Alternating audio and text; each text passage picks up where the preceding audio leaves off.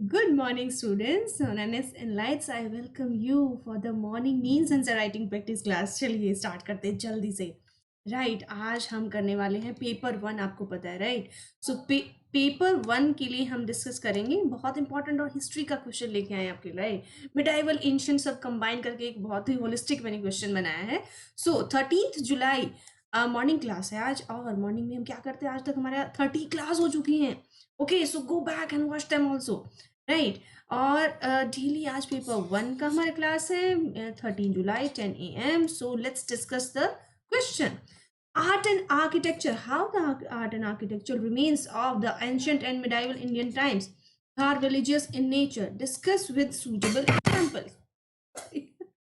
So discuss with suitable examples, right? So 250 words में हमें ये आंसर लिखना है. इसका क्या अप्रोच होगा और आप मुझे ये सेम क्वेश्चन 150 वर्ड्स में आप मुझे देंगे इवनिंग तक. राइट. आपका ये होमवर्क रहेगा.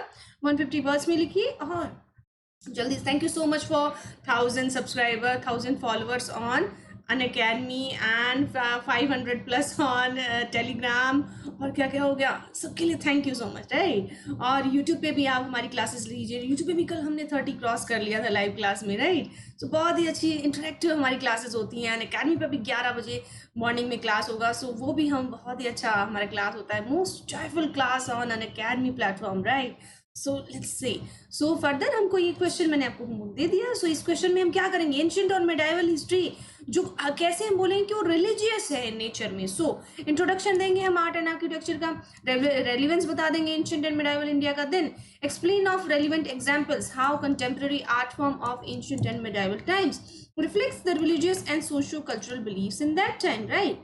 मतलब उस टाइम पे कैसे हम बोलेंगे कि सोशो कल्चरल बिलीफ में वो दोनों एंशिएंट और मिडाइवल टाइम का हिस्ट्री है वो एफर्ट लगाता है. ठीक है. सो इन इसका इंट्रोडक्शन क्या होगा. Introduction should be like Indian art and architecture is inspired by religion and culture around sacred themes. Right. Sacred themes है हमारी, मतलब पूजा पाठ से रिलेटेड वो थीम्स होती हैं आर्ट एंड आर्किटेक्चर की. आपको पता है जो टेम्पल्स में जाते हैं वहाँ पे भी आप भगवान जी का वो स्कल्पचर बना हुआ है, कोई विष्णु भगवान का, कोई शिव भगवान का. सो हम कह सकते हैं कि जो आर्किटेक्चर है ना जो एंशिएंट टाइम का और मिडाइवल टाइम का वो इंस्पायर्ड है हमारा जो सेक्रेड थीम्स हैं. Like however there is nothing ascetic or self denying about it. okay so मतलब इससे जो self denying है इसका denial नहीं कर सकते. The eternal diversity of life and nature and human element are reflected in Indian art forms. मतलब जो हमारा इंडियन आर्ट फॉर्म्स में है उसमें नेचर और ह्यूमन का परफेक्ट बैलेंस दिखाया गया है. राइट. हमारे जो आर्ट फॉर्म है जो आर्किटेक्चर उसमें हमारा बैलेंस दिखाया गया है. The art of architecture and sculpture was well developed during the Indus valley period. Indus valley कब स्टार्ट हुआ था. इंडस वैली फ्रॉम 2700 टू 1700 और 1900 BC तक हम बोल सकते हैं कि हमारा इंडस वैली था. Right. From at least 3,000 BC to the present day, many civilizations have flourished on the subcontinent of India, which includes today's countries of India, Pakistan and Bangladesh. Right. हम आपको पता है सब कॉन्टिनेंट में क्या क्या आता है. हमारी कंट्रीज आती है लाइक इंडिया, इधर श्रीलंका, इधर से हमारा भूटान, नेपाल, इधर म्यांमार, इधर हमारा बांग्लादेश, इधर पाकिस्तान, अफगानिस्तान. ये सब हमारी कंट्रीज हमारे सब कॉन्टिनेंट में आती है. Right. Each has made valuable contributions to India's rich artistic heritage. सबने थोड़ा थोड़ा कंट्रीब्यूट किया है. Several of world's major religion including Buddhism, Jainism, Hinduism, Islam, ये सब यहाँ पे स्टार्ट हुआ था, फ्लरिश्ड है. और India has also been home to small communities like Jews, Christian, Parsis. ये सब जो छोटी छोटी कम्युनिटी यहाँ पे भी इंडिया में ये इनका होम है. राइट. और much Indian art therefore has a religious content. मतलब रिलीजियस जो हमारा आर्ट फॉर्म है उसमें ज्यादातर रिलीजियस कंटेंट मिलता है. ओके. इंडस वैली स्कल्पचर, इसमें क्या होता है. इंडस वैली में क्या था कि जिसको हम बोलेंगे कि रिलीजियस हो सकता है. Right. So the earliest examples of Indian art came from the Indus valley. Indus valley से आता है. Next an area. Actually my leg is aching because अभी जस्ट मैंने फिसल के गिर गई. ओके. बहुत पेन हो रहा है. सो an area in present day Pakistan, the Indus Valley or Harappan civilization flourished from about 3200 to 200 BC. मतलब इस टाइम पीरियड के बीच में हमारा हड़प्पन, कोई बोल देता है इतने से स्टार्ट हुआ, कोई बोलता है इतने से स्टार्ट हुआ. राइट। तो एग्जैक्टली हम ये बोल देंगे कि 2500 साल पहले और 3000 साल पहले के बीच में कहीं हड़प्पन सिविलाइजेशन स्टार्ट हुआ था, राइट। तो इसमें क्या हुआ था, जो पाकिस्तान में है आजकल और इंडिया में, दोनों शेयर करते हैं हड़प्पन सिविलाइजेशन को, ठीक है। So many small sculptures of metal and clay survive from this period. मतलब मेटल और क्ले, क्या मेटल का कौन सा था, डांसिंग गर्ल, याद है ना, द लॉस्ट वैक्स टेक्निक हमने बहुत अच्छे से डिस्कस किया था। दे यूजुअली रिप्रेजेंट ह्यूमन और animal figures. Other objects include, आप मेरा आर्ट एंड कल्चर का कोर्स देखिए अनअकैडमी पे जाके, ओके। बहुत अच्छे से समझाया मैंने, आर्ट एंड कल्चर बहुत इजी वे में आपको क्लियर किया है उसके बारे में। Soapstone seals engraved with writing and animal forms. The seals may have been used to stamp trade goods or as a means of personal identification. Four larger bronze statues of a buffalo, rhinoceros, elephant, and bull with chariot driver have also been seen near Bombay. They are thought to date from about 1300 BC, right? 1300 BC, 1300 BC के बीच में ये हमारे जो सारे animals थे, ये जो excavations थी उसके थ्रू हमको ये सब मिला है, राइट। बुद्धिस्ट स्कल्पचर हमने मेनली इसमें क्या मिला है इसमें देखेंगे। Indian sculpture flourish during Mauryan dynasties. Mauryan dynasty के टाइम पे हमारा बुद्धिस्ट था, आपको पता है मौर्यन हमारे अशोका थे, वो बुद्धा हो गए थे, ठीक है, उन्हें बुद्धिस्ट रिलीजन फॉलो कर लिया था। So that's how Mauryan time पे, उस टाइम के बीच में आपको पता है बुद्धिस्ट रिलीजन कब हुआ था, six century BC, 6th century BC से बुद्धिज्म स्टार्ट हुआ था, मैंने आपको बुद्धिज्म की क्लास में बताया है। Much of the surviving art of this age is Buddhist, right. Among the most important monument of Mauryan period are large stone pillars that stood at crossroads and important sites. मतलब बहुत सारे stone pillar हैं इस time पे, आप देखेंगे Mathura form of art, आप देखेंगे गांधारा स्कूल ऑफ आर्ट, सब में क्या है, लार्ज स्टोन पिलर्स पाए जाते हैं। आप देखेंगे अशोका के पिलर हैं, अशोका रुमनीडेई जो पिलर है उनका, 13th पिलर है उनका, ठीक है, इलाहाबाद में पिलर्स है। तो वो बुद्धिस्ट टाइम की जो आर्ट फॉर्म है वो पिलर्स में पाया जाता है। सांची में देखिए, सांची में वहाँ पे पिलर है उनकी, जो गेट पे जो लिखा हुआ है, सॉरी जो स्कल्पचर उनके गेट पे बना हुआ है, राइट।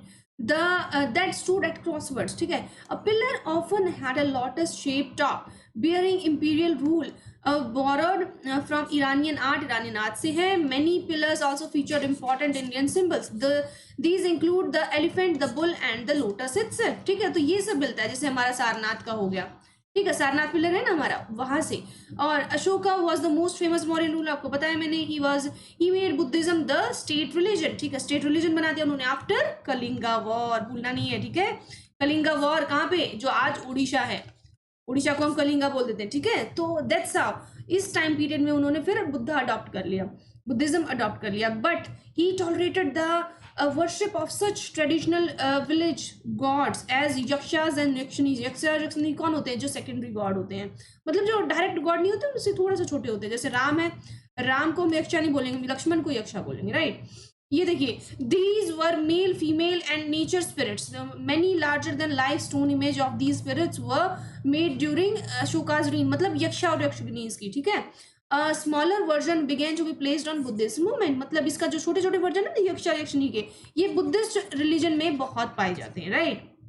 बुद्धिस्ट हो गया, अब हिंदू में देख लेते हैं। हिंदू में small images of Hindu gods were also carved of stones, मतलब छोटे छोटे इमेजेस जो भगवान के, भगवान विष्णु हो गए, भगवान शिव हो गए, मैंने बताया था स्टार्टिंग में। मेड इन ह्यूमन फॉर्म में बनाया गया। The images were also mean to show the many different forms taken by Hindu gods. Some gods were given many arms or heads. They were always carrying certain emblems. In northern India during the Gupta dynasty, images of Hindu gods were carved into the rock in man-made caves or housed in temples. Such temples appeared across India after AD 400. ऐसे temples 400 AD, मतलब एनो Duminy, मतलब हमारे जो current period है after BC के बाद में क्या आया था, एडी, जो करंट एरा है हमारा, उसमें हमारा आज से 1600 साल पहले, ठीक है, तभी स्टार्ट हो गया था। Elaborate relief carvings were made on the temple walls. These represented a variety of gods there and their attendants. Okay, so ये क्या करते हैं, variety of gods और attendants को represent करते हैं। In southern India after 800, South India की बात कर रहे हैं, bronze figures of Hindu gods were made. It was believed that the spirit of a temple god could be transferred to the statue.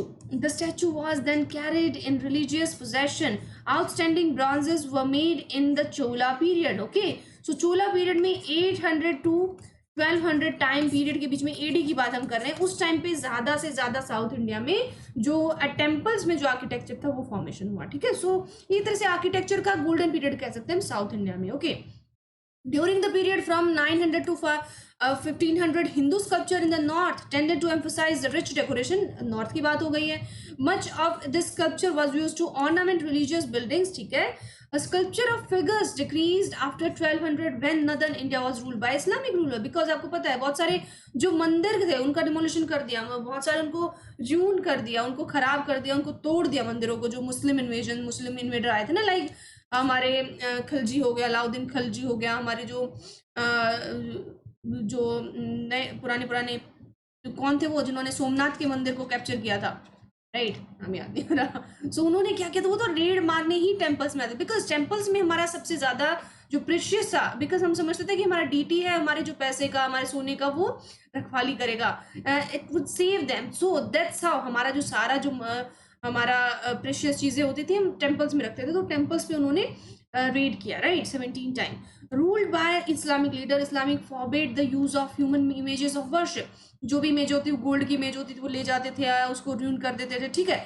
और figural sculpture were produced by Hindu rulers. However, traditional sculpture continued to be made in modern India mainly for international tourist market, like हमारा दिल्ली में अक्षरधाम देख लो, ठीक है। अक्षरधाम क्या है, उसमें आप जाइए, पूरा स्कल्पचर ऐसा लग रहा है आप किसी एंशियंट टेम्पल में आ गए हैं। ओके, पूरा उसका स्कल्पचर है, उसका जो आइडिया है वो उसी पे बेस्ड है, राइट। सो आज क्या इसका पर्पज है, आज पर्पज है हमारा टूरिस्ट अट्रैक्शन। तो पहले टाइम पे हमारा क्या पर्पज होता था, रिलीजियस पर्पज होता था, राइट, कि हम अपनी गॉड को, अपनी डिटी को, सी आपको पता है मुस्लिम्स में ह्यूमन फिगर्स अवॉइड है, ह्यूमन फिगर नहीं बनाते, वहां पे आपको मिलेंगे नेचर से रिलेटेड चीजें, कोई पेड़ मिल गया, कोई फूल पत्ती मिल गया, तो इस टाइप की आर्किटेक्चर मिलेगा मुस्लिम्स में। बट जो हिंदूज होते हैं वो अपने जो गॉड्स हैं, जो डीटीज हैं, जिनको पूजा करते हैं, उनकी फिगर्स वो स्कल्पचर के रूप में बना सकते हैं, राइट। सो केव आर्किटेक्चर में क्या है, अब केव आर्किटेक्चर के बारे में पढ़ लेते हैं। The design of Buddhist cave was carved into the mountain sides near Bombay was based on freestanding structure